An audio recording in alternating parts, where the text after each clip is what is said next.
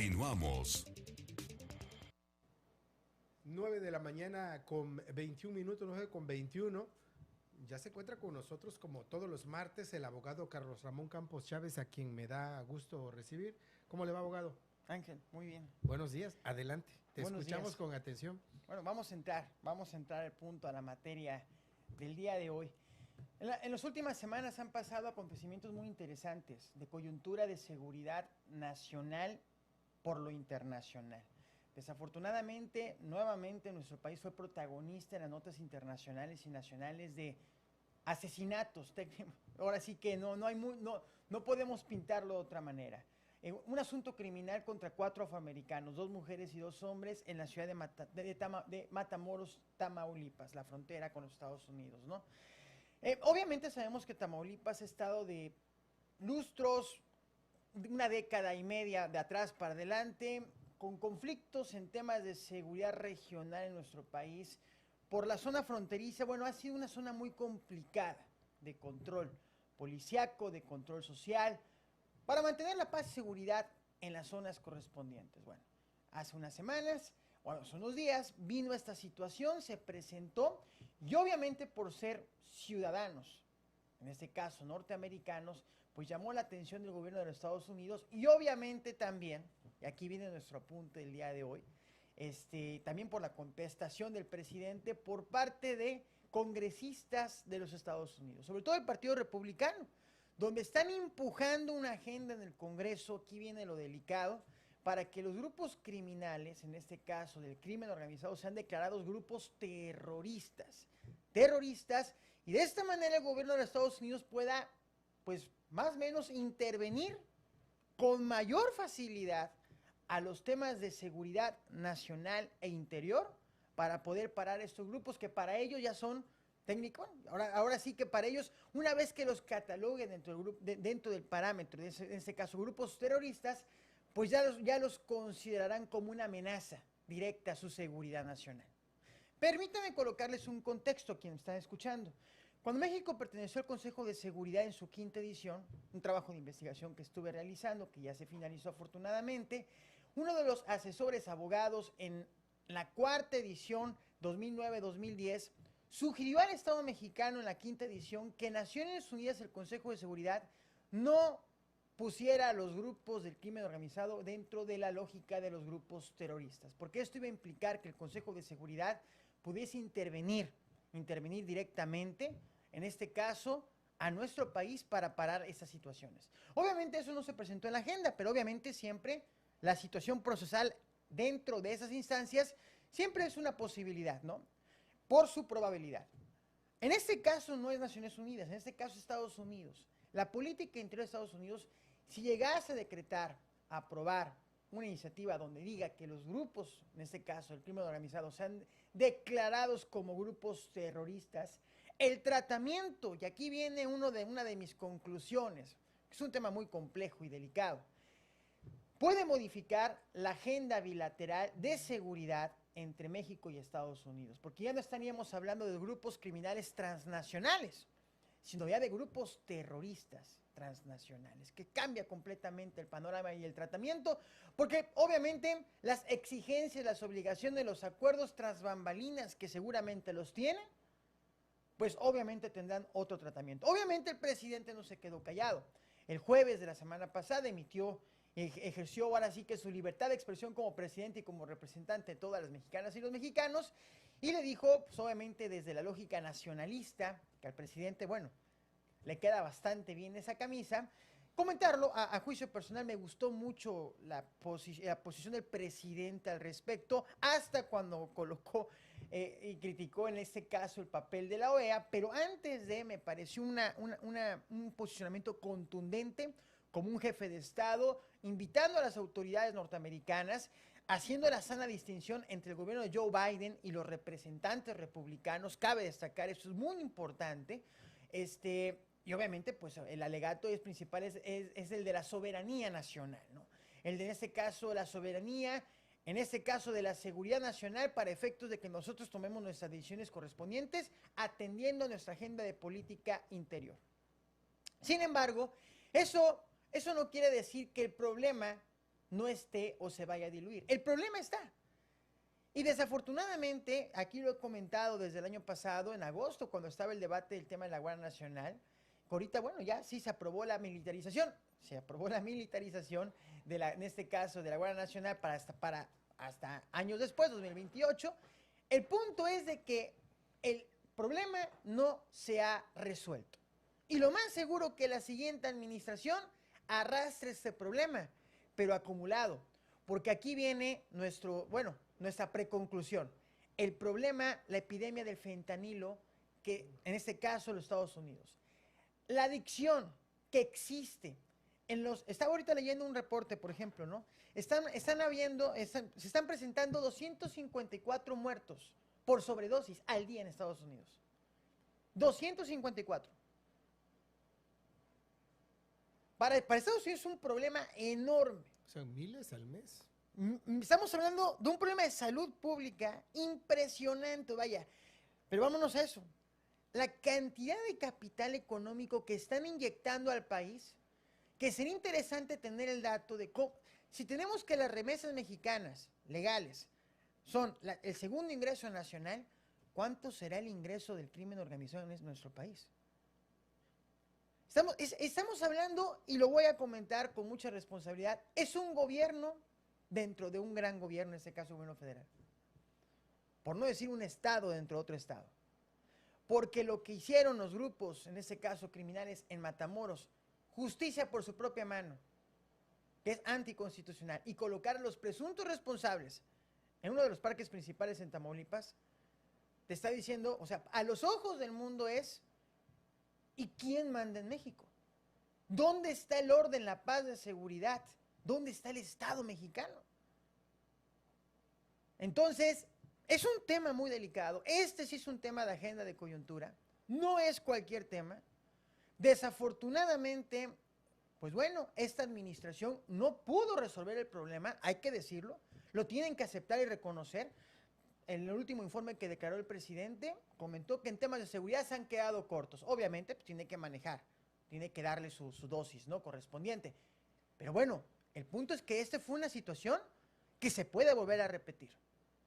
Sí, los discursos en la diatriba pueden ser una cosa muy distinta, pero quienes están padeciendo este problema es la población mexicana en las regiones.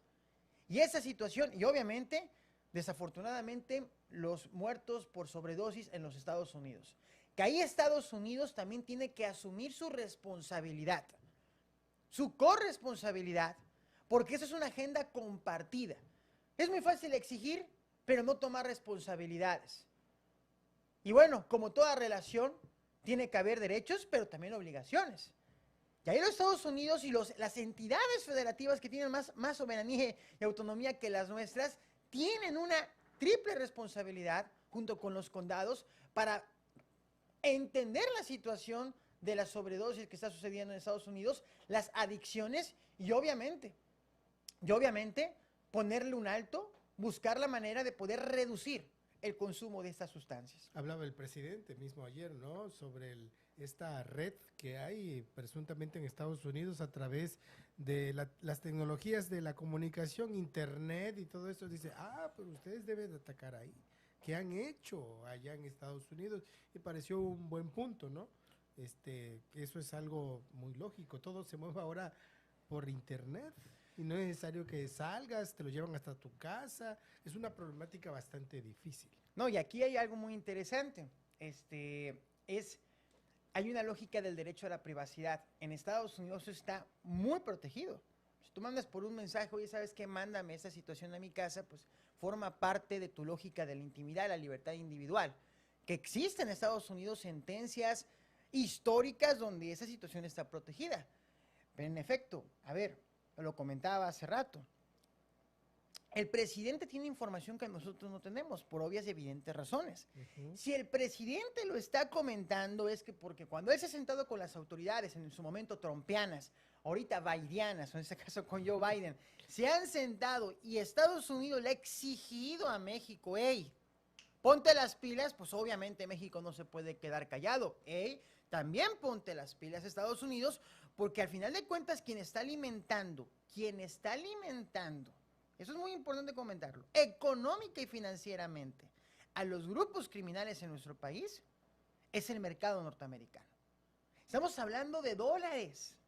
Dólares, o sea, sí, podría estar en 17.89 el dólar ya ahorita, gracias, felicidades, pero ese no es el apunte. El apunte es que aquí estas corporaciones, yo sí creo, o sea, si imagínense, si el Estado mexicano está diagnosticado como un estado débil, no podríamos haber todavía estado fallido. Creo que todavía hay cierto control. Es un estado debilitado, pues yo sí creo que hay un subestados dentro del gran estado, y eso lo maneja muy bien la ciencia política, manejando las redes del poder en este país. Y eso hay que decirlo. Y bueno, eso no lo hemos platicado, pero el tema de García Luna, pero ya el jurado en Nueva York declaró culpable a un principal funcionario en temas de seguridad por 12 años en nuestro país. ¿Qué le está diciendo? ¿Cuál es la perspectiva del Poder Judicial norteamericano, parte del Estado norteamericano, que ellos no manejan mucho también el Estado, es el gobierno norteamericano, pero bueno, ¿qué le está diciendo el Estado mexicano? Tu agenda de seguridad no funciona, no ha funcionado en los últimos tiempos. Muy bien, abogado, como siempre, muy agradecido con el comentario. Muchas gracias, y bueno, ya cerramos el comentario. No, sí. No, ya terminamos, muy bien, porque fue la pregunta, y la idea era que esto es un tema interesante, o sea, no es cualquier cosa. ¿Qué te parece lo que dijo Felipe Calderón, no? Que dice Gracias. que tiene sus dudas. Ya me das otro. Sí, porque dice, tengo mis dudas, porque argumenta, escuché la declaración que lo dijo allá, creo que en España, En ¿no? España la comentó. Todo fue de oída, yo pensé que iba a haber algún testimonial, algún video, algún cheque, alguna evidencia palpable, tangible, no solamente discurso, y me deja muchas dudas, dice el expresidente. Fíjate que hay dos Felipes Calderón, o hay tres Felipes Calderón. O sea, cuando inicia el procedimiento, cuando agarran a García Luna hace meses, pues ahí, bueno, teníamos un Felipe Calderón observando, ¿no?, el panorama. Tenemos cuando lo declaran culpable a García Luna y saca un comunicado que a mí en lo personal, para haber sido expresidente, Felipe Calderón es un tipo pensante, inteligente, ¿no? O sea, fue presidente de este país, pero me pareció que lo que él emitió en Twitter no me pareció del todo bien, no me gustó mucho el comunicado de prensa, porque se excusa en 2 cuartillas de esa situación, ¿no? Y no sé, creo que le faltó fuerza, fuerza a esa declaración. Creo que fue un error de comunicación política haberla emitido. Y tenemos el tercer Felipe Calderón.